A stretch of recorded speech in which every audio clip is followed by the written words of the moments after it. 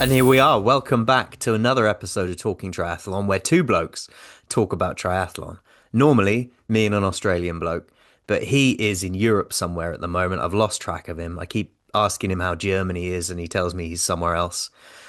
So I'm joined by Andrew Horsfall-Turner, pro triathlete, an all-round good guy. How you doing, Andy? Yeah, good to be here, James. Good to be here. I think based on some of the introductions you've done in the past, it's probably the most enthusiastic I've ever seen you in the morning. Hey, I am. I'm running on coffee at the moment, mate. It's been a very hectic few days. I haven't stopped moving. I was meant to get home at about 7 o'clock last night, and we were going to record last night. Yeah. This morning being Thursday morning for those people listening. Um, but all my trains were cancelled. I didn't get home till 10:30, so we've moved it to this morning. I got hardly any sleep, an early morning school run, and now I'm here to talk about triathlon. My enthusiasm levels are flying high, mate. Pepton coffee, let's go. There you go. There you go. How have you been? Yeah, mate, good. I've just been in the trenches of the newborn phase. So I've got a 8-week-year-old baby now, and a 2-year-old toddler. So in the trenches with that. There's me Um complaining about my last day or so. Hey? No, so it's been an interesting balance. It's trying to balance the training with that and a bit of work and stuff like that. It's yeah, it's a lot, but it's a very fun time. A very fun time. Yeah, are you finding the balance? How are you finding it with, adding a new child to an existing household is always an interesting one. Trying to Oh yeah. maintain your work at the same time, plus do your training, plus be there and be present. How are you finding that balance? I think when people always say, oh, the biggest change isn't going from like no children to one children, the biggest change is going from one to two. Yeah. And I never really understood it till that happened. Yeah, I can second that. But yes, So, no, it's actually it's been pretty good, I think. Because I knew about it for 9 months, so I kind of prepared for it a little bit. So I was good that like I spoke to my coach. We were able to kind of come up with a plan for, basically the first few weeks of the when the baby arrived, not doing anything stupid in terms of volume or anything like that. I was able to kind of train pretty consistently. And then yeah, I've actually put in a really, I wouldn't say it's like a perfect block. If I had no sort of outside requirements from being a father or, doing additional coaching and stuff like that, there would be like a perfect build up to a couple of races. I probably haven't hit that perfect. But what I have done, I think is definitely a good B plus. And I think sometimes in triathlon, being a B plus is much better than being an A plus and kind of overdoing it a little bit sometimes. yeah, I So, often think, I coach people as well, and I often think I know that having a kid is not the same as having an injury, but when something external steps into your life and makes you take it down a level and makes you have a period where you're not doing your normal flat out, sometimes you can find some of the best results come after that period because you find yourself well rested to an extent that you never would normally be. yeah, yeah, and it's just that kind of sharpness to it as well because I think it's so easy going because I'm going to be doing an Ironman in 2.5 weeks time. It's so easy going into an Ironman. You're just always thinking, I need more. I need more long rides. I need longer runs. More volume, more intensity. Like all of this sort of thing goes through your head as an athlete. And actually, when you're forced into a position where actually, right now I haven't got the ability to do over 30 hours a week every week, which, others might do. It's actually maybe probably healthier way to approach an Ironman. It's an ultra endurance event, but I think sometimes we get fixated on the week you're in or the day you're in, rather than thinking about it as like, well, I've done endurance sport now for since I was 6 years old. I was a swimmer. I've done how many years is that? 25 years almost of endurance based work. Oh, sorry. Yeah, I've done 25 years of endurance based work. So um that compounds over time. And I think it's always important to kind of remember that. And I remember hearing on, I think it was Aaron Royal and Yella Gaines do a podcast called the All In Triathlon, I think it's called. And I think Yella mentioning that about how Bart Arnott, who was the runner-up at Kona a few years back, how he trains kind of ridiculously low out at like training hours for Ironmans, and that man's come second at Kona, and he's had some, I think he's won a few Ironmans. So um, more is not always more, I think is the message I'm trying to get across, and Yeah, hopefully, yeah, more is not um, always more. and it's not to say that necessarily I've nailed this build up and this is the best build up of my life and all that sort of thing. But I think given my given my experience, given my current circumstances in life, I think I've done a good job.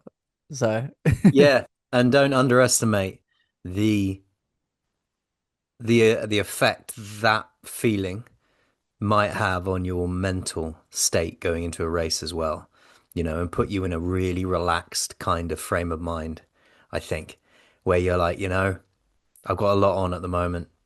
I've done the best I can. Who knows what will happen? And sometimes that little deloading of that stress and thinking, oh, I'm in the best place ever. I've done all the training. I'm going to get the result. I think that might pay dividends. oh yeah, for sure. Yeah, for sure. But Anyway, well, talking about races, how was your race at the weekend? yeah, wow. Well, I got I think it was about Thursday last week. I got a message from John Yelland of the who runs the Mad Hatters swim run setup down in Cornwall. Do you know the Mad Hatters? I've heard the name, but I You've heard haven't the come name. You've across it in probably seen person. them on No. social media. And he invited me to go down and do the Hourglass race that they do, which is it's on the Royal Cornwall Showground, and it's a 3.2 kilometer loop, so 2 mile loop because they work in miles. It blew my mind a bit. I work in kilometers, but so 3.2K, 2 mile loop, and it's like a bleep test. You get a certain amount of time to do the first lap, and then they take a minute off, then they take a minute off, then they take a minute off. So you're just getting faster and faster across race, this race setup. And yeah, it was grim. I mean, it was really good fun. There were loads of So people there. The sun was shining, but it just gets harder and harder, and you've got this accumulation of fatigue building in your legs. But you're not really running that fast at the start, but you're still feeling it, and then suddenly you have to start running fast, and your legs are like, "No, you've already done a long way here, mate." that's what I was going to say. I think until you probably get, closer to like 10-minute miling, it probably feels like a nice kind of like day out. But by the time you Yeah. get to a 10-minute mile and quicker, you all of a sudden realize that you've already done, 20 plus miles of running. Yeah, exactly. And it was 25, 26, 27 degrees, no shelter, and it was hilly as well. It wasn't a flat course. There was some mean hills in there. Um, and yeah, it got to the point where you're like, oh, I'm feeling this. But it How was many really people? good fun. It was How a many really people nice, race? really well run event. Um, really enthusiastic people, really like friendly atmosphere. I would recommend anybody go and try it.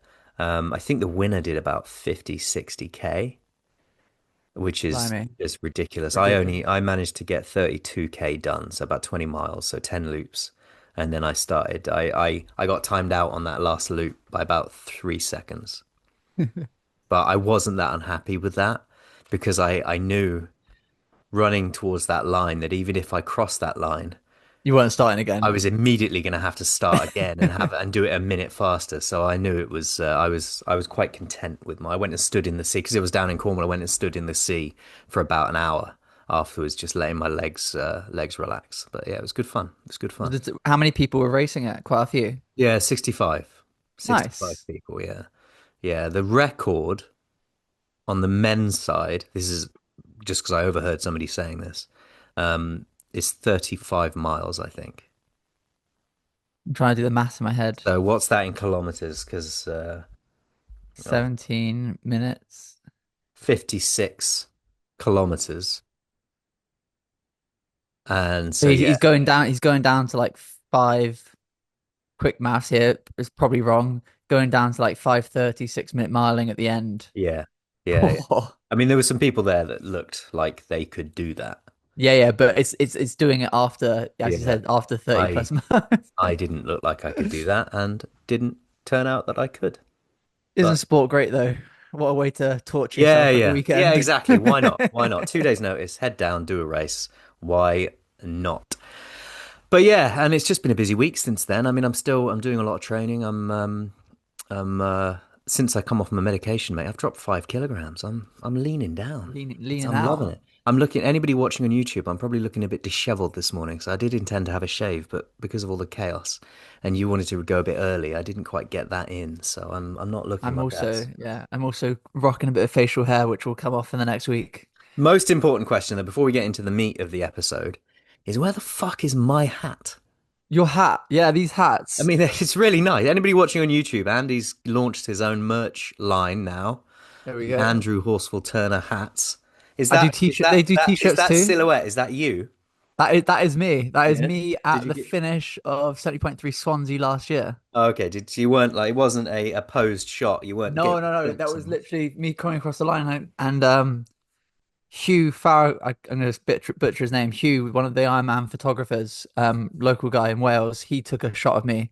Um, when you just like, it was my first podium. I was absolutely like buggered to be honest. And across the line, you kind of like that like put your hands on your head, kind of finishing unintentional finishing shot. But he caught a pretty cool photo of it. So the Nice. artist at HMY, who is the company that do who sponsor me, but they do all the kind of artistic work You've got a and label coming down your head, mate. oh there you go. Cheers, mate. Sort of me right out there. Um, so yeah, they produce some hats. We've got some t-shirts, some hoodies. And So yeah, hoping where's gonna mine? get them there. I will try and get you one for Swansea. Because I'm coming to Swansea for the I know you weekend. are. So if there's not a hat waiting for me there, then I'm just going to turn around and go home. Yeah, well, you got something to put on your head, just in case you Yeah, get it's yeah. nice and sunny. You don't want to get burnt. Men like me, we need hats like that. So yeah, anyway, this is Talking Triathlon podcast. We will talk about triathlon for the next hour or so. If you want to join the Patreon group, we have a Patreon group which gets you access to all the social groups, the WhatsApp group, and all of that. And we couldn't do what we do without our patrons, and we really appreciate them.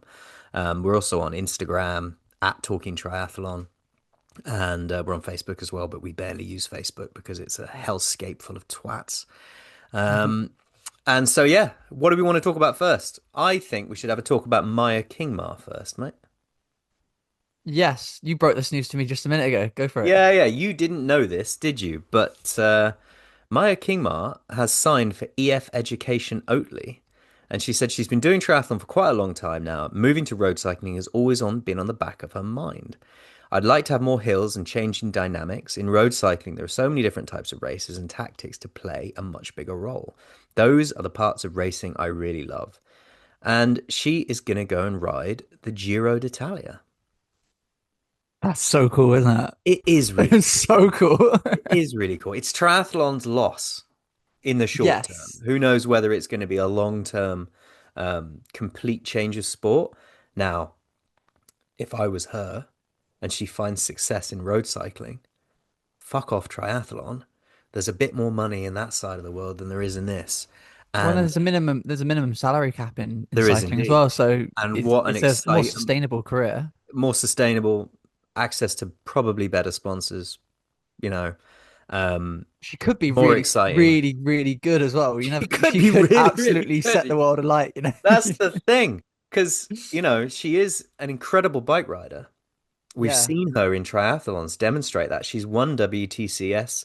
She did her first T100 recently. She was right up there until the run when she had a bit of a diaphragm issue. But that was no reflection on her bike riding. Within the bike ride, she was right up there. So she could translate across really, really well. As a pro triathlete, if you were gonna take this step, what do you think the differences and barriers might be? Well, it's. I think she's in a nice position because she spent so many years doing short course triathlon. I think the biggest barrier to entry for kind of a pro triathlete to jump across into the cycling world is actually just the that kind of skill set you need of being in a peloton. Bike Um, handling, yeah, bike well, holding a it's wheel. yeah, not yeah, bike handling in the sense of holding wheels, being very aware of like cyclists to your left and right. Um, you see a lot of bike crashes and stuff like that, and I think that is down to just people's experience sitting in those groups. Are And you someone, talking from a long course triathlon? perspective though, Yeah, so if because you're going from obviously in the a WTCS they're yeah, so riding in they've got that. packs. Yeah, they've got that pack, and I think that's where she's in a good position because she's obviously spent so many years riding in pelotons, and actually probably riding with cyclists who are less skilled. So you've got to even be more aware because they're not going to have the same level of skill as cyclists are. So when she actually goes into a peloton, she'll be probably pretty comfortable. Um, I remember, was it Georgia Taylor Brown was also dabbling with the idea of doing some cycling, but I don't think that's come to fruition yet, or it might be in the future. But I think if anyone can do it, it's definitely those short course athletes. But you've still got to have a massive kind of power engine in there, and I don't think everyone who does like short course triathlon has that ability. And obviously, Myra is one of those athletes who does. She does indeed. Um, I think. I mean, I know that I'm a bit biased. I'm a bit of a Maya Kingma fan. I know her quite well. We worked together for a while when I was working for Mana. She's an athlete I've got a lot of time for. I would love to see her take this step into pro cycling and fly. And I think, she's always had I mean, I'm not speaking out of turn here, but she's always had a bit of an issue with the runs, like she had this diaphragm issue with the T100. She used to have a bit of Achilles problem that people knew about. And I just think take all those problems away and focus on what you're good at, which is the bike. Like you say, minimum salary cap, access to better sponsors. The team's going to look after you. They're going to pay for your travel. They're going to take you around the world. They're going to make sure you're at the races you need to be at. And she could be a real game changer in this world. Yeah, no, I'm super excited to see that. I think if not if, but when you see then an athlete like her jump across sports, it then I think sometimes inspires other athletes to potentially do the same. I remember the famous Brownlees going on training camp with the Famous Brownlee. the Sky team back in the day. They took them out to Mallorca, and I think well before it was obviously Ineos now. And there was those discussions about potentially Alistair and Johnny joining, World Tour Cycling. Yeah, I Um, remember that. I think times have changed since then because I scoffed at that idea back then. did you? I Okay. did. I did. I did. But I I genuinely think if Alistair had decided to do the jump then, he would have been maybe not a Tour de France winner, but he would have been a successful cyclist. I believe that definitely. yeah, I think he would have been a domestique. Yeah, he would have been a Back then, very that good. was He would have been a Canworth on steroids, but yeah. without the actual steroids. Without No, yeah, yeah. Careful with those jokes in this world, mate. no, I was literally like, I We shouldn't have made gotta that joke. So Maya said there's no pressure. She just wants to make her professional debut at the Giro. Execute, just go for it. I'm used to big events. I've been to two Olympic Games. Having the trust of the team is a big boost, and that makes me really excited.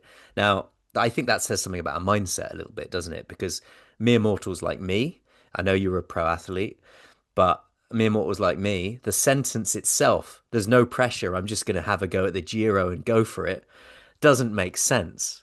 There's a dichotomy within that sentence itself. Because if I was suddenly going to get dropped in the Giro d'Italia, I'd be shitting myself. But it's so refreshing doing something that you're not say defined as.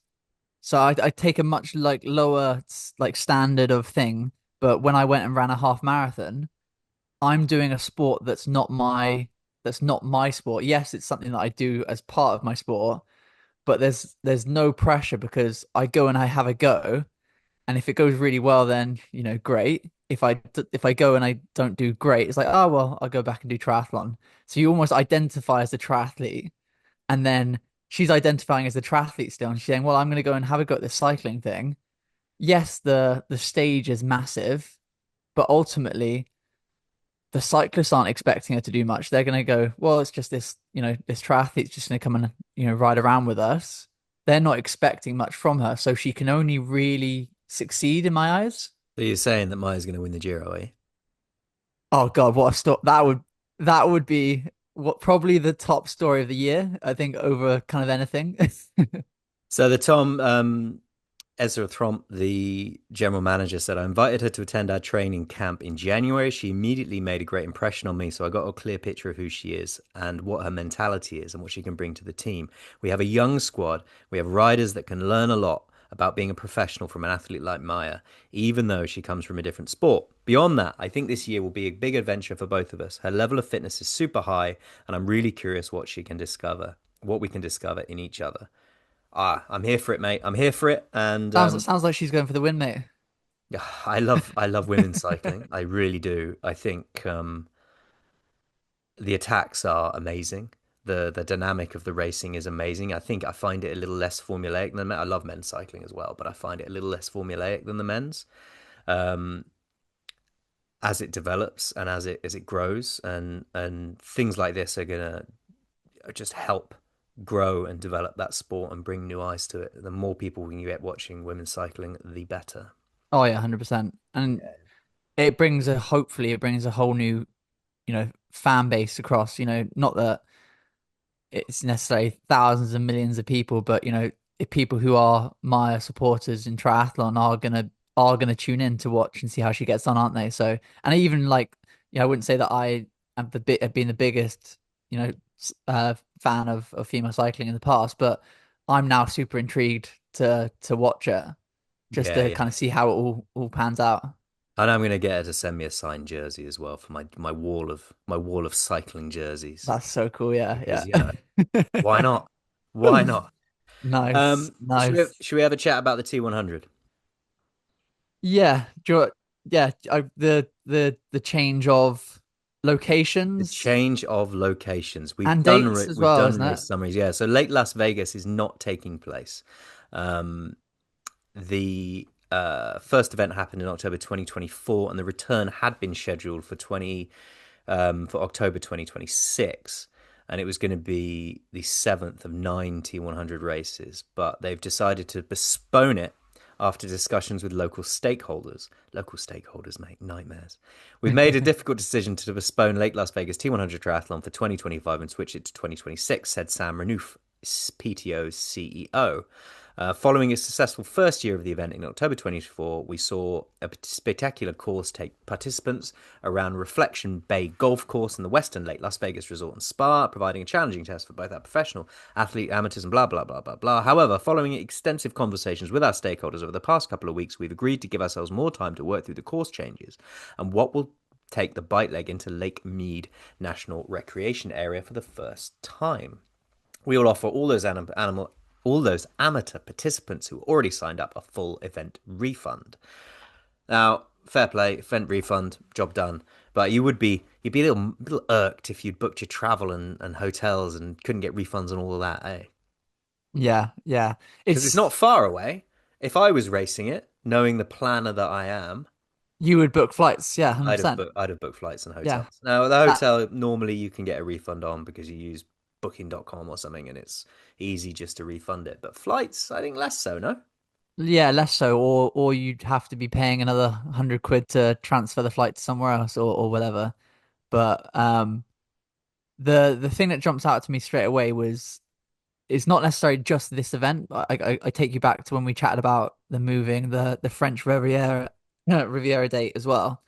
Um, and I think it's been highlighted that pretty much, and I don't know if it's exactly every single race, but pretty much every race that they put on the calendar at the beginning of the year has either changed location, changed dates, or something about it has changed.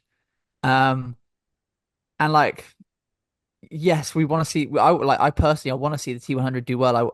The races we've seen so far this year have been, pretty good races and fun to watch. But it's super frustrating from an athlete's perspective, especially if I was trying to race the series for things to constantly be chopping and changing. I think if you're a big entity like T100 is now, and you're setting out a calendar at the beginning of the year, just like bloody stick to the dates. Like it sounds like that article there that they're trying to bring the bike course into new areas of Las Vegas. The answer to that, I would say, is that's great. Let's do that next year. Why don't we just stick to the bike course we had last year and just get the race done? And it just like that kind of infuriates me a little bit, which is like we're using it as a cop out to make, oh, we're making the race better, so we're postponing it. Not we can't actually just make it work, so we're having to cancel it. Yeah, I think but there's very much two elements to this, isn't there? There's you're trying to be a pro series that services the professional athletes and provides a season-long narrative for those of us who are Hmm. watching to pay attention to. Um, and the impact on a professional arranging their calendar, arranging their season, arranging their training, arranging their travel. Um, the training being a huge aspect of that, ramping up to races, peaking, plateauing, whatever the fuck you guys do. Um, but every aspect of it is huge. That's for the pro athletes to deal with. Yeah. Tough. But if your model now is looking more and more like it's going to rely on participation to fund it, if you keep doing this, that People aren't going to pay and people sign aren't up. going to start Yeah. signing up for your races because they don't believe they can trust the dates that they're signing up for. And as much as a pro's calendar is incredibly important, an age grouper's calendar is, I would say, just as important because they got to book time off work. They got to think about family commitments. They got to Yeah. think about booking holidays. It may be the only holiday they get a year. And And so people are I going to then, start losing trust in that. And therefore, you're going to lose your funding model. but yeah, Date. you're 100% right there. Because I think if you then think about, especially North American athletes who are looking at doing T100 Las Vegas, sorry, um, they might have been looking at that and comparing it to a 70.3 in North America, and they might have ummed and ahed about which one they should do, and they go, oh, you know what, I'm going to give T100 a go. They entered the T100 race. They've now, yes, got a refund for it, but their other option, another 70.3 somewhere in North America, might now be sold out. So they've Yeah. now lost an opportunity And to Americans race. don't get much holiday either, do they? They get like 3 days a No. year they're allowed off work. So it's, Um, I just think it's like, I don't think there's anything bad about the race happening in Wollongong. I think there's some really good positives about that, which we can chat about now. But I think from just an overall perspective, it's just frustrating. I think that's probably the way I'd put it. It's just frustrating for kind of everyone involved.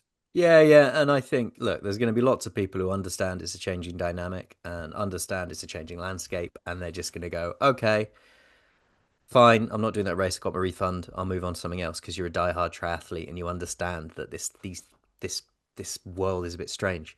There are going to be a certain percentage of people though who go, "Oh, that race I wanted to do is now no longer happening. I've got a refund. I probably won't bother with that company anymore. I'll I'll go go back to back the to tried and doing trusted. Yeah. do a different company or whatever." They're not as into it as we are. They don't understand even who the T100 are. It's just a triathlon company that they can go and do a Mm. race with. Probably don't even know there's a pro race. Yeah. No, 100%. But talking about the pro race, how cool is it that it's going to be alongside a WTS in Wollongong? Yeah, yeah. I mean, the I think the social media video left a little bit to be desired. The Yeah, I'm not a fan of that, but yeah. No, no, but yeah, it is. It looks like it'll be a cool race. I haven't heard any negatives as to anything about it in a negative way, other than that social media video. No, and what I think's really good is I've actually coached an athlete who's going out to race the age group world champs in Wollongong as well. So what they've got is they've got a big festival of sport, which they'll have the WTS race, age group racing, and then also the T100 race. So what you'll get for those races is some really good support, which always looks really good on TV, and it always makes for a good weekend. Um, I guess the from that standpoint, the only kind of thing I would say is like, well, why didn't we go there straight away in the beginning? Why did we try and do Las Vegas? Which of your athletes is racing down there? A girl called Emma, she's Welsh, she's from Aberystwyth, and yeah, hopefully gunning for the podium. Cool, cool. Your athletes are doing quite well at the moment, aren't Yeah, doing all right, doing all right. they? Yeah, time to step up and join your athletes on those podiums, mate. Yes, all good, all good. But yeah, so I think from that standpoint, it's a good move. But I think there's yeah, logistically not ideal. But that's yeah, that's all I can really say about it, to be honest. Yeah, no, fair enough. Fair enough. Shall we talk about some races that happened? Yes, yeah, let's go for it. Which one do you want to talk about first? Should we get the big one out of the way? Frankfurt? Yeah. All right. What a race. There was lots happening on course, wasn't there? It was the most dramatic thing I've ever seen, I think. It was thrilling to watch though, as a fan of the sport, because what we sometimes lack in triathlon is that kind of excitement. And it's not to say that, you necessarily want loads of penalties given out and stuff like that, but a little bit of drama definitely elevates the excitement of what's going on. Yeah, I mean, yes, it really does. It made it a bit of a sort of a soap opera, didn't it, throughout the day as it took place. Um, Penalties, absolutely, no problem. But when they're Yeah, warranted, yeah, no, 100%. But I think this is where people can go around in circles for, because from an athlete standpoint, watching the event, and I watched pretty much all of it. I don't think the penalties were too unwarranted. So I guess, like, if we go into detail, so yeah, let's do it. Christian Ho Christian Høgenhaug got a 1 minute stand down penalty for coaching on the course. And it sounds like it wasn't just so Casper, who's Ditlev's friend, but also another Dane, so they all kind of know each other. He was giving Christian a split and took a few steps. But apparently Christian Høgenhaug's coach also did the same Yeah, thing. because I've heard this story in various different ways. Because if his coach did, Mm, understandable, completely yeah, part of his coaching team. If it's someone who, like Casper, for example, isn't associated with him in a coaching perspective, and therefore there's a vague line there, isn't there? Because let's say somebody with malintent is at a race and their athlete is behind by however many minutes. And they just start running along next to the lead person, giving them splits. Not yeah. part of their coaching team, uninvited. The athlete gets a penalty for that. That precedent worries me Yes, slightly. in theory. I think this is where, like, the discretion of the officiating is really important. I give an example. When I was leading Ironman Wales a couple of years ago, there's a guy I know, uh, good friend-ish, um, and he was out on course supporting, and I was leading the race. He was trying to give me a split, and he was really excited.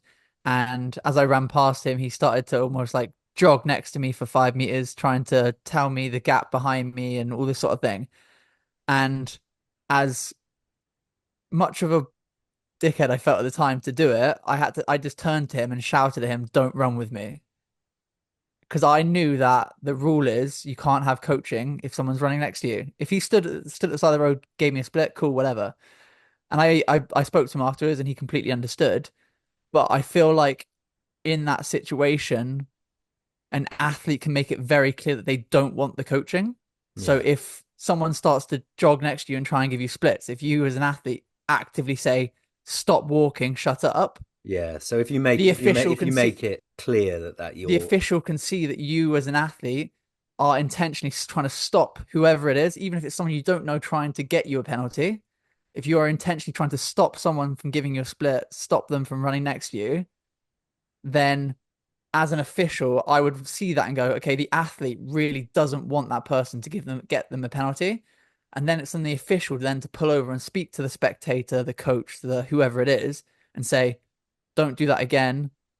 You know, basically like explain the situation to that person, not just bulldoze a penalty over someone that's kind of a little bit unfair. yeah, so there's a nuance here. Yeah, 100% a nuance. But I don't think you necessarily need to go too much more detailed about what the official rules are, because I think the official rules are pretty um I don't think you need to add much more to them. I just think you need to educate the officials to the point that they understand how to administer the penalty or not, and then also maybe just all of the athletes out there just kind of being aware of what the rules are as well. And I'm not saying that my situation was necessarily the best way to deal with it either. Um, Sounds like you did all but right. You made it clear in the moment. At I least made it you, very clear that I yeah, didn't want him running next to me. yeah. There you go. So I guess that's where I would probably say. So that was one of them, and to be fair to Kristian Høgenhaug, he took the penalty like on the chin. He just like said, right, yeah, cool, stopped, took his minute and cracked on, and we'll talk about his result in a minute, which was incredible.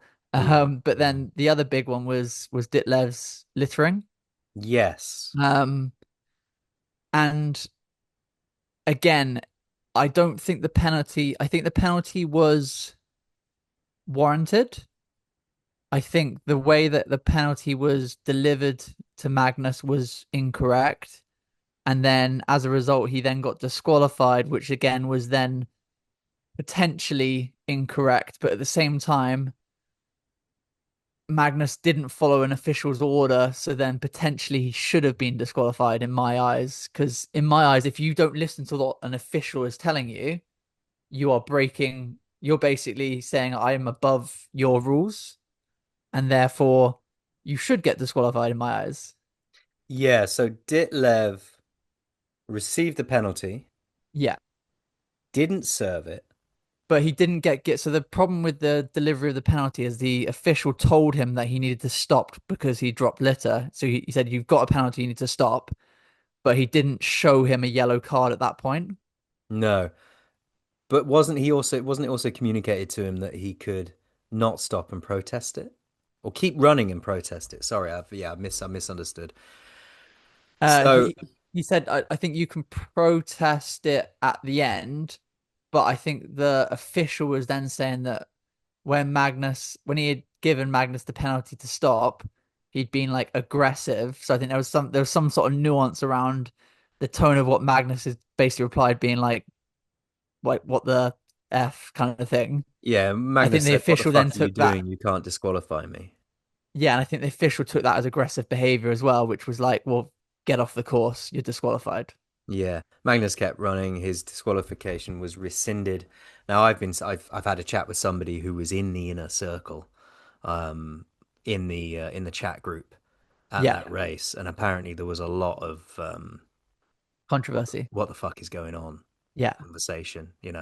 What's that ref doing type thing. I'm not going to name any names because that would be speaking out So of turn. so stripping it all away from what you've kind of seen, what's your opinion? Because and as controversial as it sounds, I think my honest opinion is that I think the disqualification was accelerated. It was done in too quick a manner. I think the official needed to warn Magnus, saying, "Look, Magnus, you've got a yellow card. You need to stop for a minute. If you now don't stop it, this is my final like penalty warning. If you don't stop now for the penalty, you will be disqualified." And I think if they'd gone through that process, then 100% it was a warranted disqualification because in my eye it was accidental, but he 100% littered. 100% littered. Yeah, I think look, I completely agree with enforcing the littering rule. Hmm. Like, it's important. The world we live in is important. The pro athletes are there setting a example to all other people using the course and around the course. So yeah, 100% penalty, no drama. I think we went from 0 to 100 It just went far too too quickly, quick. didn't it? Yeah. And I think if you're responsible for policing a race, then police it properly. Like you say, show him the yellow card, communicate properly. Don't just suddenly be like, "Oh yeah, fuck it, yeah, you're disqualified," because of his response in that moment. Because he's going to be working it. He's going to be at the very end of what he can achieve in that moment. Communication for him is going to be much harder than it is for you as an official. You have to understand that. Yeah, oh yeah, 100%. It's not like chatting. It's not like us chatting now. It's like us chatting now, but you've done a swim, a bike, and you're running at the extent of what you can achieve. This podcast Yeah. wouldn't be as good. No, Um, I completely agree. I and completely I think also it's not a great look for the sport. if you're gonna police a sport like this, then it's just not great, is it, when someone gets disqualified, then And they then get rescinded reinstated. 40 minutes Yeah. later. Um, See, I would almost respect the decision more if they'd stood by it. And I know that yeah, sounds quite controversial. And it's the same thing when Laidlow got disqualified at Victoria Cascades last year because he got disqualified, but then they still said that he can race Kona because he validated. yeah, And fine.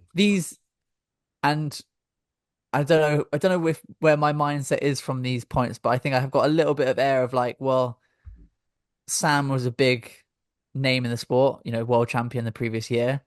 Magnus is also a very big name in the sport, and it kind of I feel like it looks bad because Magnus's words were like, "You can't disqualify me," and then he then doesn't get disqualified. It almost looks like, oh, okay, Magnus is bigger than the sport, Yeah, I which is agree with it's a you. bit dangerous. It's a bit If you're going to dangerous go if you from ask zero to me. 100 that quickly and you've done a Yeah, disqualification, you've made your decision, you need to stick by it. I think stand that's by it and yeah, justify it. because the amount of Now, times I'm you not get saying he should have been no, disqualified. no, no, no, What not I'm at all. saying is, if you're going I'm to do saying he it, should have got a penalty and it should yeah, have been done in a better way. But what I'm also saying is disqualifications, red cards, yellow cards, whatever they are in football, in rugby, they happen all the time and they are not always 100% right. no, Referees no, after the game, after the match can be questioned and quizzed and say, well, maybe I shouldn't have given that athlete a yellow card, yeah. but And I I did. guarantee you, if I was doing that race and I littered and then I said F words to the referee and they disqualified me, if I said You you won't. can't disqualify me, it ain't getting rescinded 40 minutes later. Baldy's And going off the course, mate. And yeah, I guess that's when then I'm like, even with athletes like myself who aren't to the level that Magnus is, it's kind of like if an athlete like myself was in a similar position, how would that situation have played out? I kind of like maybe we just leave that to the listeners, kind of thinking about Just remember it. next time you find yourself in a bit of hot water, just whip out that I'm Andrew Horsfall-Turner. You can't disqualify me. I got a hat line. But I'm glad they didn't disqualify him. I'm not Yes. sure how much I still based on how the race panned out anyway, I still don't think he would have ended up on the podium because How much of an effect would that little micro drama have on you as an athlete, do you think? Disqualification, dealing with that in your head, thinking you're going to keep running anyway, maybe protest it at the end, then suddenly it's rescinded. You've got this 40-minute period where everything, like I said a minute ago, you've done a swim, a bike, and you're running at the top of your ability in one of the biggest races in the world, trying to win it, trying not to capitulate, trying to take nutrition on. These aren't. It's not a clear thinking moment. So little things can really derail the yeah, mind yeah, when you're no, under no, stress like that. So how I big an completely impact agree. would it have? I think if I had to put like a number on it, I'd say like 5 minutes on the marathon. He ran like a 2:46 or something like that. Maybe he runs 2:40, 2:41. I think he ran the first part of the marathon really aggressively. He looked like he was already on the bike, super frustrated with the pack dynamics. He kept on trying to get away from the group, and the group wouldn't let him. And I think he was maybe didn't have, his best bike legs. He looked a bit frustrated. Um, I think I don't think he was looking like Magnus, who was going to obliterate the field. I think he already before that looked a little bit stressed. Um, so I definitely think that would have the disqualification kind of hanging over his head. I think it would have made a 5 minute difference, but Okay. I don't think it would have been the difference between him running 2:46 or running 2:30 like Kristian did. I still think very much so that the podium would have still been the podium. Could he have finished fourth or fifth? Probably, maybe, but I still don't think it was necessarily his day. Okay. So let's talking about the podium. Let's have a quick run through the results, and then we can talk about individual athletes' performances. So in first place, it was Kristian Blummenfelt. in 7:25:57, followed by Kristian Høgenhaug in 7:28:32. Kasper Stornes rounded off the podium with Gustav Iden in fourth, Jonas Hoffmann, Rudi von Berg, Patrick Lang, Magnus Ditlev in eighth, who we've just been talking about, Cam Worth, and Paul Schuster in 10th. Tell me of some of those performances that stand out to you. Well, I think that we've just got to talk about. I think we've got to skip over Blumenfelt just because we're, you know, champion, obviously. But Kristian Høgenhaug, I think for me was the athlete of the day because he took the bull, like the race by the bull's horns. Like he literally just took the opportunity 30K into the bike, um, and he just ripped it. He ripped it, and he didn't look back. He didn't kind of hesitate, and he kept that kind of the foot on the gas even when he hit the marathon. He had that little hiccup with the penalty, but he didn't let it derail his race. He very calmly took his minute, which I think was a really professional way of dealing with it. He when he started running again, he looked like he sprinted from standstill. He got given the green light to run, and he bloody run. Uh, and yeah, he was just super in control. And I think if he wasn't racing a Ironman world champion, an Olympic gold medalist, a WTS World Series champion, and all that other stuff, for me, he was pretty much the winner of the day. But unfortunately, Blumenfelt is just he's just Kristian Blumenfelt. Yeah, so Kristian Høgenhaug biked to 3:52:10 compared to Blumenfeld's 4 hours 32 seconds. Um, and then Blumenfeld ran a 2:30:59 compared to Høgenhaug's 2:42:43. So, there are 8 minutes difference between those two times. So really it was the nigh on a minute in the swim plus the penalty that made the difference between the two of them. Yeah, yeah, It no, would have been a lot closer had it not had that. Would have been a minute closer, let's assume, had he not had that penalty. Um, so yeah, I think very impressive racing from him. Obviously, we can't skip over Blumenfeld. What a legend, just he just gets it done, doesn't he? gets it done, doesn't He he? just gets How it done, and I he think that's runs. what I think is really I know we like just expect a lot from him because he is that good and he's had such a string of success. But he sometimes puts himself in positions in these races where you start thinking there's no way he can win this one, and he just always seems to find a little bit extra, or he finds a way to get to the front. Um, and it's always really exciting to see because I just started. You can never count him out. If he's within sniffing distance, you can't count him out. Mm, and it was watching that. I watched the start of the race. I watched maybe half the bike, and then I had to go out for an hour or so, a bit of time, and then I came back and I watched the end of the run. And the annoying thing, I'm going to moan about the broadcast. The broadcast was shockingly bad. The enthusiasm levels were low, and then towards the end of the run, they're saying he's running for the sub 2:30 marathon. He's running for the sub 2:30 marathon. He might get the sub 2:30 marathon. We think he's going to get it. And I'm like watching it, going, okay, well, if that's the case, then give us the distance he's done. Give us the time he's on now. Give us the time the splits he needs to get there. What should he be running? What is he running? What are the Yeah. chances? None of this information came. It was just he's going for the sub 2:30. He's going to the sub 2:30. They had none of the information to their fingertips, and The then the suddenly only it was like, information oh, he hasn't done it. the only information they had was that he ran through the halfway point quicker than 1:15. So it's like, oh yeah, he's on pace. He's on pace. Yeah, yeah, it was terrible. And then he's 2:30:59. Amazing run, but that's in marathon running terms, as you well know, 59 seconds over isn't close. Isn't close. No. And actually, I think because the 2:30 marathon has now been broken, as a spectator, I don't actually think it's as exciting as the actual race in hand. For example, Kristian Høgenhardt is not known for, he's known for being probably one of the best cyclists in the sport. He's not known for being one of the best runners in the sport, but he still put together a 2:42 marathon. And I almost found his performance, if he had managed to hold off Blumenfeld and take the win and run, say, 2:41, 2:40, I almost think that that would have been a more exciting performance to watch than Kristian, running 2:29:59 because Ironman marathons are notoriously inaccurate. I think Frankfurt's pretty accurate to be fair. But marathons are and bike courses, etc., are all pretty inaccurate. So it's a bit like, does it matter? Does it matter if he runs 2:30, 50, whatever, or 2:29? Or does it matter if he gets the job done and wins the race? So for Yeah. me, it's all about the performance. Yeah, agreed. And I like don't want to bleat on about the commentary, but it just was underwhelming and unexciting. Do you know Uh, what the best way to watch it is? with On mute. muted, yeah, Yeah.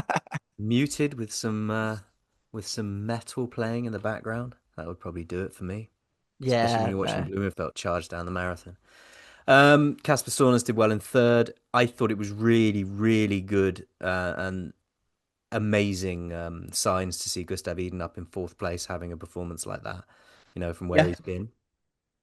I think what it highlighted to me was that both Casper and Gustav have potential to maybe not necessarily challenge for the win in Nice, but both have potential to challenge for the top 3 to 5. And I think Casper, especially Casper's been looking really consistent all year. And if you said to me now Casper podiums in Nice, I'd be like, oh, nice, yeah, cool. I can see it happening. Um, and yeah, as you said, Gustav coming back to a Gustav of old. If he finds another percent or two come September, you can't count out Gustav, especially in Nice. No, you cannot. And no, exactly in Nice, with the kind of bike rider he is and the ability, the way when he was a few years ago, when he was really on form, the way he floated through those runs, and it's a joy to see. I think Patrick Lang did a good race as well, having barely been running. And I think we need to highlight Cam Worth, coming into Mr. Consistent. yeah, he came off the bike in fifth and out of T2 in third, reducing an 8 minute deficit. I mean, the sort of bike rider that man is. His bike was second fastest only to Kristian Høgenhaug's. And Yeah, just yeah, when you, crazy. I can't. Yes, Cam's an amazing bike rider. We know that he rides for Ineos. He's up there, but to be able to do that from that point in the race, Høgenhaug is an amazing bike rider, but he was leading. You can imagine that inspires you to a little bit to go as deep as he does. But Cam, like coming Just coming into charging, you're just just charging all charging. day. Just this Yeah. is what I do. I know I'm probably not going to win this thing because I'm in fifth and I've got such a deficit, but why not? Let's have the But day. he just stays so consistent, and his running has just become like he's not not necessarily dropping sub 240s like some of these guys are, but he's always running in the 240s now. He's any day of the week he's just consistent. Yeah. A couple other things I guess from Frankfurt before we move on to another race, but um the first is Jonas Schomburg. He didn't necessarily sprint out of T2, but he sprinted out of T1 and he absolutely blitzed the first sort of 15, 20K on the bike. And then his TT bars just completely left Yeah, I him. Did you forgot did you see about that. that? I forgot about that. His TT bars let him down twice, didn't they? I think they failed him. He was carrying them. He managed to get to a tent where there was a mechanic. The mechanic somehow kind of managed to rescrew one of the screws back on, and then he got riding again. And then I think the story was that he threw his TT bars basically in a bush, and someone's nicked them.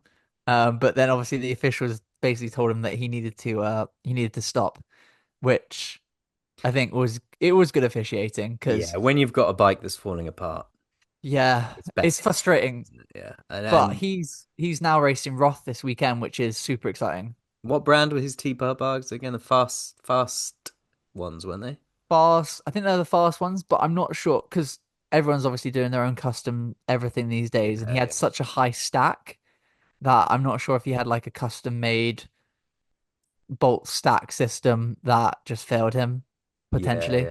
He's a Um, unique cat. He is. He really is. but if he, yeah, I'm excited now to see him race Roth because, yeah, he looked like he was going to be on an absolute tear. So, hopefully he brings the same level of enthusiasm this weekend.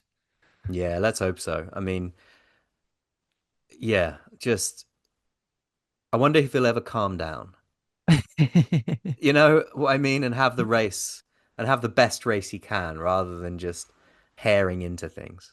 Well, he seemed pretty, other than the first, when I raced him in South Africa, other than the first 20 minutes when he absolutely hammered out of T1, a bit like he did at Frankfurt, um, he seemed to put together a pretty consistent race and it seemed to be pretty controlled.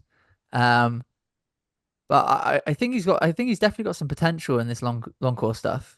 Oh yeah, don't get me wrong. I fully believe he's got potential. Yeah, absolutely. But yeah, is there anything else from Frankfurt that you kind of Not from me, jumped out mate. at you? Not from me. If there's anything else you want to mention, let's do it. No, no, I think that's about it. It's just I think Frankfurt as a race is always going to be an exciting one. Um, I think the top end didn't disappoint. The top sort of 10 to 15 didn't disappoint. It turned into a really, really good race.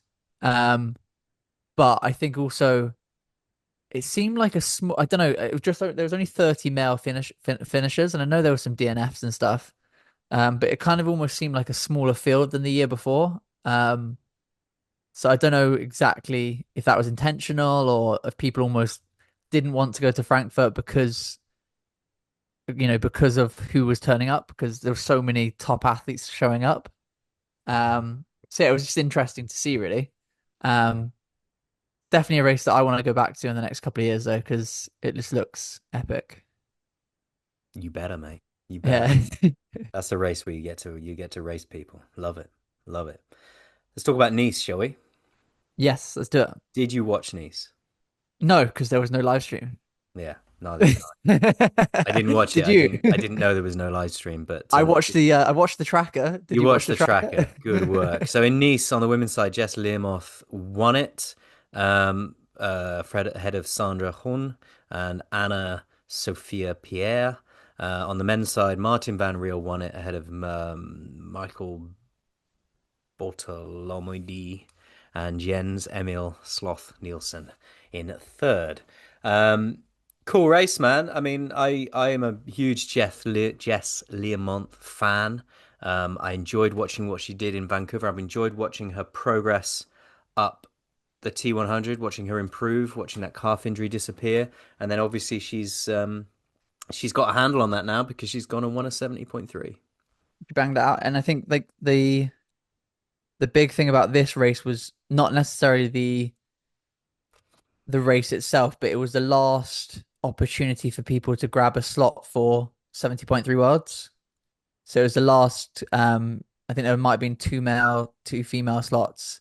So it was the last opportunity for them to grab a world slot, which I'm assuming is what Jess was after. Yeah. Um so yeah, obviously it's gonna be super cool to see her race a world championship field in Marbella later in the year. Um and yeah, as you said, it's just exciting to see her progress in this kind of 70.3 middle distance realm. She's a massively decorated short course athlete, and I think it's always good when you then, she stepped away, had a family, and has come back. Um, and she's showing that, she's almost carrying on where she left off, It's and great she's to really, see. It's yeah, she's great to really, see. really starting to rip it up. She lost 30 seconds in the first 2K, and the gap was down to 2:33 after 5K of the run, but it stabilized after that, and then it went back up to 2:44, and then she held that to the lead. On the men's side, Van Riel just dominated. Yeah, and I think the way I would look at the race is it was very much he was going there to just not validate, like he had to actually go and earn a slot, but it was a validation in the sense that he 100% should be on the start line in Marbella. And I think he just wanted to make sure that he had the opportunity to race for a world championship. So yeah, I'm not surprised by that result. Um I think the shame was that I think Carl Smith was meant to race as well, but he had a bike crash the week before. So we were kind of robbed of maybe a Martin Carl Smith showdown in Nice. But yeah, I'm not surprised by that. I think the only surprising result, and I'm not exactly sure what happened, was just Leon Chevalier just had a terrible day in Nice. But I know that him, Harry Palmer, and Freddie Webb have just done a 4 week block at altitude in Andorra. So maybe it was just coming down from altitude and carrying a bit of fatigue and not quite being ready to fire. But yeah, so he obviously just didn't have his day, but he was someone I was assuming, might give Martin a bit of a race, but Did not to not be. happen. Did not happen. Did Did not happen. not happen. Have you done Nice? I haven't. I've been No. to Nice on holiday. Lovely place. It's a lovely place. Yeah, really nice. Really nice place. Yeah, I like Nice a lot. Um, let's talk about Roth because we are good for time. So we gotta have a chat about Yeah. Roth, then we're gonna have a quick review of sending Yeah, away to perfect. Swansea. So what do you think about Roth? On the men's side, we've got Sam Laidlow, Jan Stratman, Tom Bishop, Vincent Luis, Frederick Funk, Aaron Royal. And on the women's side, Laura Phillip, Nikki Bartlett, Alanis Differt, Grace Thek, Nina Deron, Laura Siddle. Talk about Nice, mate. Not Nice. Let's talk about Roth, Roth. mate. What do you think of Roth So as a race? Roth as a race, again, a bit like I said with Frankfurt, is one that I desperately want to go to because it just looks absolutely mega. I've seen the expo and stuff like that. People are putting on stuff on social media. The expo has got like 150 different stations. Um, the swim start they have these big what are they called? Hot air balloon kind of show going off at the same time. Uh Soderbergh Hill, which just looks like Tour de France-esque going up the climb. Yeah, it just looks like one of those events that outside of the World Championship is it'd probably be one of the coolest races in the world to win. Because I think although you're not a world champion, you get treated like a world champion if you win there. So yeah, in terms of an event, it looks super exciting to do, and it's one that I'm definitely going to do. Um, but I think what's really exciting this year is just about how kind of the field has developed over time. Because as you mentioned there, you had people like Freddie Funk and uh, Vincent Luis and stuff who are going to do their debut iron distance races, which is super exciting. You then obviously got Sam Laidlow, previous world champion, No Ditlev, but who Dit is, you know, Ditlev's not racing this year. But you've also then got a few athletes who raced Frankfurt at the weekend, but had some mishaps or bad performances and are actually just rolling straight back into another race week. So Jonas Schomburg's obviously coming. Daniel Bakkegaard's going to race, and Willem Hirsch as well. So all three of those guys DNF'd in Frankfurt. So I think it's quite exciting that Roth has said, yeah, come race, why not? Don't worry, yeah, come here in 6 days' time and do another race. Why not? love it, So love it. that's super cool to see. Also, we got our friend Joe Skippers on the start list. Is Um, he? I didn't know that. so he was a late roller on after you know he raced Ironman Austria, which didn't go to plan. So again, he's rolled into another race week. Yeah, it's the men's field is as you'd expect. There's a lot of men on the start list. I think there's just looking at it, probably like 60, 70 odd men.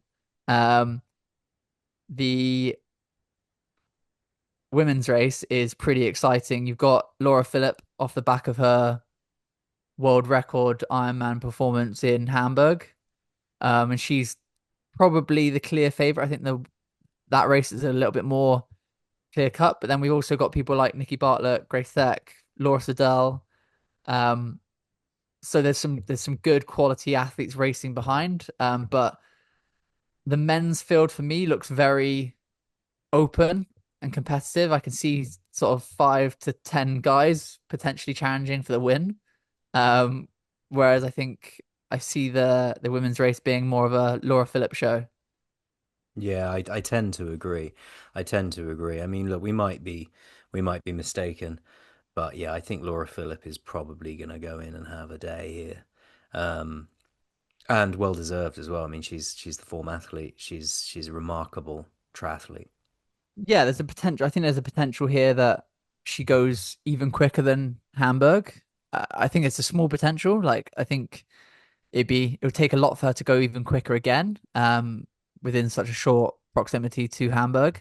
Um, but I think I can't see unless Laura like has maybe not her best day and someone else has an incredible day. I can't see Laura um giving up the victory. If that it sounds bad to say before the race starts, but I think it's almost Laura's race to lose a little bit. Oof. Um, but yeah, I'm happy to eat those words. Ah, no, fair play. What do you think about the men's side? How do you feel about Sam Laidlow going into this race? Good. Yeah. Um, I think yeah, he's pretty publicly said that his year just hasn't gone to plan in terms of having some health issues the first few months of the year, trying to get them under control. And then obviously then I watched his most recent YouTube video, which was maybe like 6 to 8 weeks out from Roth, or maybe 6 weeks out from Roth, and he was back to consistent training. Um, but ultimately, like I'm not sure we're going to see Sam Laidlow at peak fitness. But I sometimes, a bit like we spoke at the beginning of the podcast, I sometimes think that maybe peak fitness is overrated. Um, so I don't think Sam would stand on the start line if he's not kind of happy that he can put together a race. Um, so I fully expect him to be in the mix. Do we see a domination like his bike performance at Kona last year or his Nice performance the year before? I'm not sure. I think maybe not quite that level. But I think yeah, he's on the start line. He's gonna race and try and be competitive and try and win the race. Like he's not an athlete that's just gonna roll around for a bit of fun, in my opinion. No, exactly. He's going to go off the front and attack. He's going to full gas. He's gonna give it a go. And if it doesn't happen, it doesn't happen. And I respect that way of racing. Who are your main contenders then? Whew, there's so many. That's what I'm just looking at the start list again Come because on, there's let's some keep going. You can do it.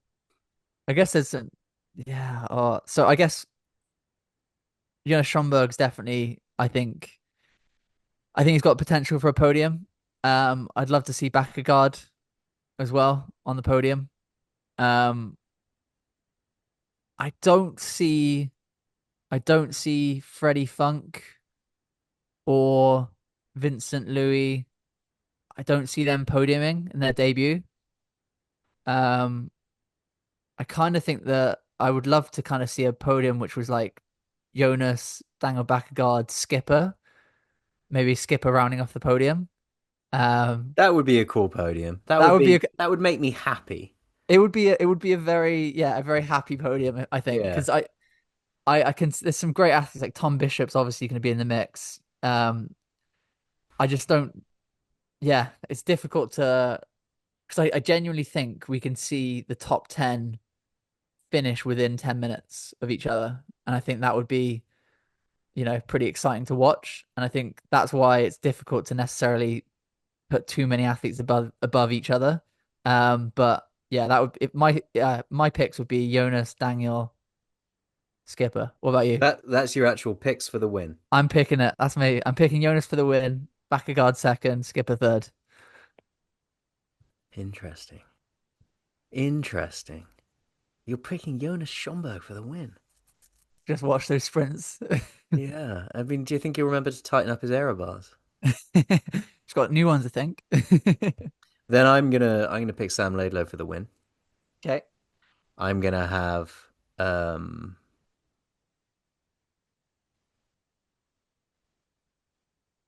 who's gonna be second? Sam Laidlow's gonna win it. Bakkegaard second, and then Vincent Luis. rounding off the pack. Nice. Yeah, I can see that's it. where, that's where I'm going. That's where I'm going. Right. 70.3 Swansea. Let's have a quick chat about that. I know that the race is the following weekend, but me and Tim will do a proper preview of it next week. But you are in it. I am in How are it. you Yeah. approaching 70.3 Swansea? What do you think of this? First of all, let's start with this with the start lists. They came out yesterday or Tuesday. Tuesday. Yeah. On the men's side, you got Harry Palmer, Magnus Ditlev, Leon Chevalier, Sam Dickinson. Who else? What other names are on there that are worth mentioning? Andrew Horsfall-Turner, um, Camworth. Cam Worth. Yeah, he's on every start list though. Whether he'll be there or not, we don't know. Josh Um, Lewis. Who else we got? Kieran Linders, and then Simon. I'm gonna butcher his name, but Simon Vane was one of the guys who went really well at Aix-en-Provence, French guy. Provence. And then on the women's side, we got Nikki Bartlett, Kat Matthews, Daniela Kleiser, Hannah Devet, Lizzie Rayner, Anna Reichman. Um, who else we got on here? Your Rachel Brown. Yeah, I coach Rachel. Yeah, she's You coach racing. Rachel, yeah. Not to be mistaken for the other Rachel Brown, who The for the two? last, yeah, there are two. There's an elite Ah, duathlete, Rachel Brown, who I know quite well and has been being congratulated on a recent 70.3 win over and over again for the last few weeks. love it, love it. So yeah, it's looking like an interesting and strong fields on both sides, mate. Yeah, no, it's I think it's nice to see that Swansea's got that or being progressed to a Pro Series race. It's the fourth year it's been ran. I've done it every year since it's been on. Obviously, it's my home race. The bike course literally goes along the end of my road. Um, but yeah, it's just going to be cool to have kind of more eyes on the race. It's a truly beautiful British course. You know, slightly potholy, rough roads, technical, hilly, anything you can kind of list, it kind of is. So from that standpoint, I think it's going to be good to have that kind of broadcasted to the world and show what a really kind of tough bike course is. But also the run course is beautiful. It's along the seafront, along the prom, um, and I'm just really, yeah, really hopeful that everyone shows up, all the athletes show up, and we kind of put on a really good show. Because yeah, I think the local triathlon um community here in Swansea is massive, and they really get behind the race. So yeah, hopefully we can put on a show for the world. Do you think Magnus Ditlev is going to toe the start line? Because Ah, I had a bit of a chat with him the other day. okay. Is this Just insider goss? no, no, I had a You bit of a chat. I had a bit of a breaking chat with news? him, because I used to work with Magnus. He's a great bloke. He's someone I know reasonably well.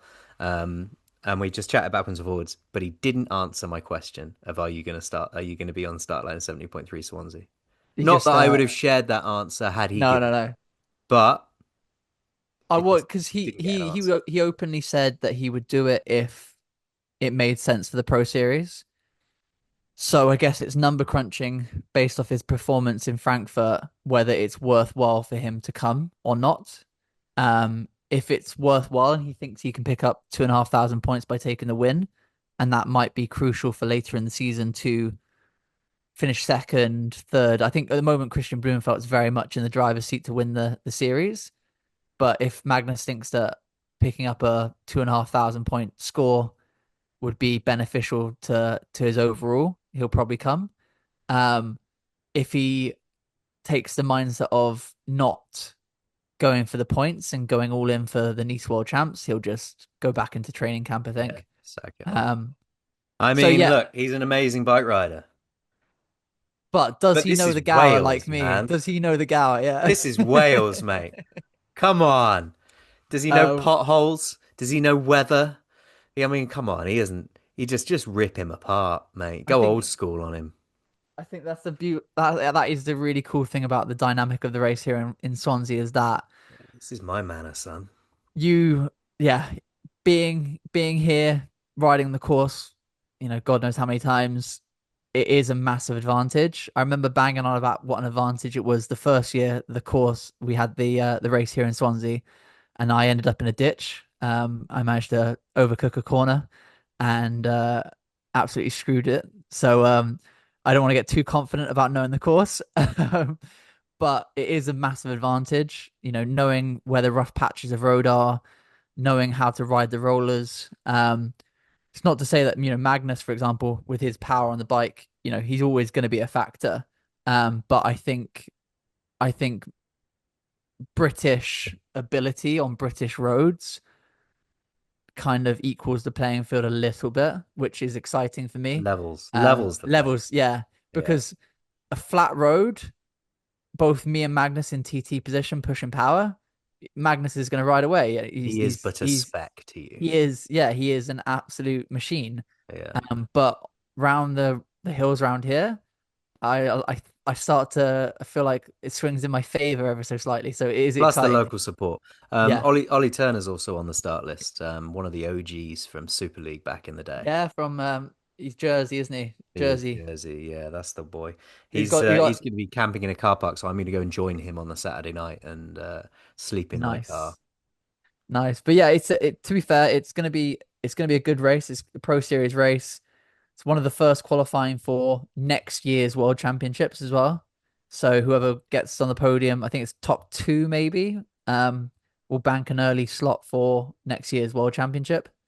Um, so yeah, I'm just excited to race it. It's, as I said, nothing better than racing at home with home support. So um, yeah, hopefully we can put on a great show for everyone. Indeed. And how do you intend to approach the race? Quick Oh, summary. without giving it too much away. I'll give it all away. uh, No, don't give it away. I But would like to. are I you would like. confident going in? I would like to confidently race from the front. And that's not to say that I want to go solo or anything like that. I'd like to have an aggressive swim. I'd like to ride pretty hard, and kind of not leave anything out there on the bike course. And then, yeah, just trust in my run legs. I think that's what, ultimately this bike course is one that saps the legs a lot. And you've just got to almost fall back to default, which is everyone's going to have some tired legs after the bike who can run consistently, kind of in control and kind of push themselves when they're a bit buckled. So yeah, that's my plan is to put it all out there on the swimming bike and then hopefully put together a run that I know I'm capable of as well. And hopefully that puts me right in the mix. Where the cards fall, we'll have to find out. I'm looking forward to being there and watching it happen, mate.